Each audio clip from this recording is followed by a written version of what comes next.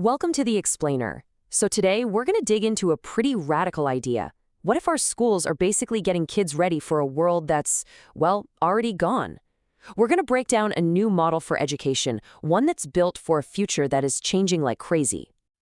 Okay, so here's how we're going to tackle this. First up, we'll look at the core idea, this concept of learning beyond books. Then we'll get into why the old way just isn't cutting it anymore.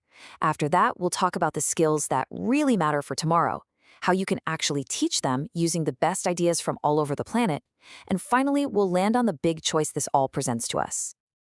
You know, it really all kicks off with this simple but super powerful idea. Real education, it's not about how much a kid can cram into their head from a textbook. It's about what happens after they put the book down. It's about actually doing something with that knowledge out in the real world. It's all about application, right? Not just collecting facts. Okay, so learning beyond books, that sounds awesome, right? But what does that actually mean? What does it look like in a classroom? Let's dive in and see how it works in practice. So the whole thing is built on this idea called experiential learning. Basically, it means learning by doing. The most powerful lessons, the ones that really stick, come from getting your hands dirty, trying things, messing up, figuring it out. And then, and this is the key part, thinking about what worked and what didn't, those pains and gains as they call them. That whole process is what sparks real creativity and problem solving. And this completely flips the script on what we think of as being smart. It's not about covering a million topics. It's about going deep. So forget about just being able to count to 300 by rote. The goal here is to really, truly understand the number 7. Like, what is it? What can you do with it? How does it connect to other numbers? That kind of deep understanding is way more valuable than just memorizing a bunch of stuff.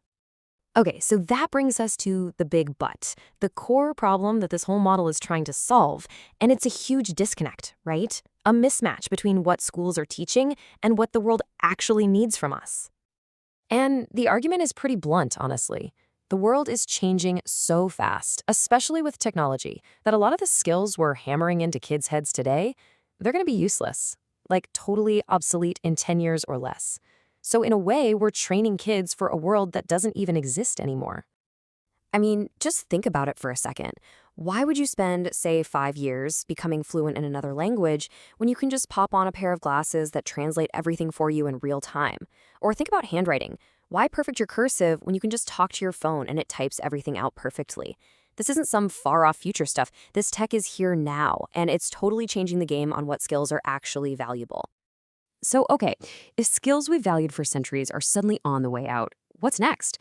What should we be teaching instead? What are the skills that are actually going to matter down the road? And that's the million-dollar question, right? The answer isn't just to memorize more stuff. Your phone knows more facts than any human ever could. The real answer is to double down on the things that make us human, those higher-level skills that you need to make sense of a really complicated world. And it really boils down to these 4 core skills. People call them the 4 C's: creativity, critical thinking, communication, and collaboration. Think about it. These are the things AI can help with, for sure, but it can't replace them. This is where all future innovation is going to come from. But it's not just a checklist of 4 skills. It's deeper than that.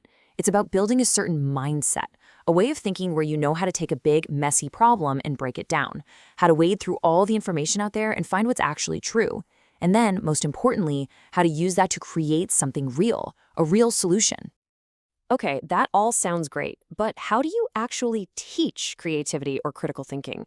Well, let's look at the actual methods they use, because this isn't just a bunch of nice ideas. It's a real, practical system that pulls from the best of the best around the world.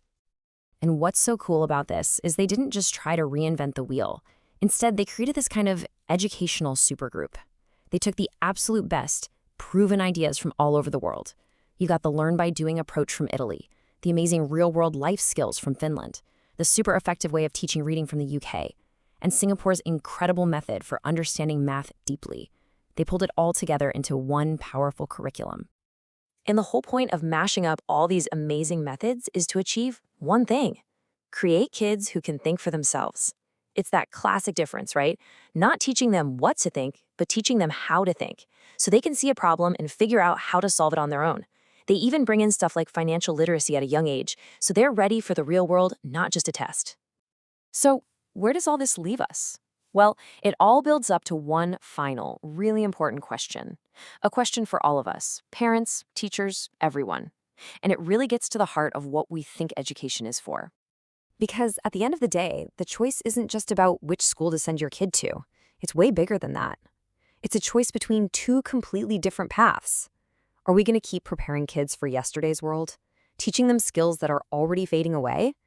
Or are we going to get them ready for the world they're actually going to face, one that's messy and changing and full of challenges we can't even predict yet? And that leaves us with this final, unavoidable question. It really makes you stop and think about what's truly important. What skills are really going to help our kids succeed and build a good life in the future they're inheriting? What are we really preparing them for?